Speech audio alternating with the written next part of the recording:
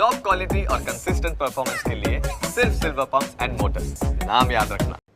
અમદાવાદ શહેરના ગિરધરનગર શાહીબાગ વિસ્તારમાં આવેલ માકુભાઈની ચાલી જે રેલવે લાઇન પાસે બુલેટ ટ્રેનનો રેલ પ્રોજેક્ટ નાખવાની કામગીરી ચાલુ છે, જ્યારે ત્યાંના અસરગ્રસ્ત રહીશોને કોઈ પણ વળતર કે વૈકલ્પિક વ્યવસ્થા આપવામાં નથી આવી, ત્યારે આ મામલે ઉચિત વળતર જલ્દીથી મળે તેના માટે અહીંના રહીશો દ્વારા માંગ કરવામાં આવી છે। ગિરધરનગર માકુભાઈની જે ચાલી છે ત્યાંની આ સમસ્યા છે।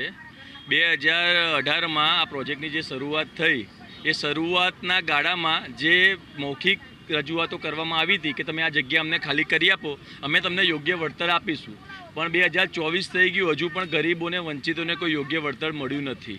એટલે અમારી મુખ્ય માંગણી એ છે કે ગરીબોની જે ઘરો તૂટ્યા છે એની ન્યાય મળે, એમને ઘર આપી દો, અને કોઈ પણ ડિમોલેશનના પ્રોજેક્ટમાં ઘરની સામે ઘર આપવું એ તો નિયમ જ છે। તો 7-8 વર્ષ થઈ ગયા તો અમને ઘર અને ન્યાય કેમ નથી મળતા?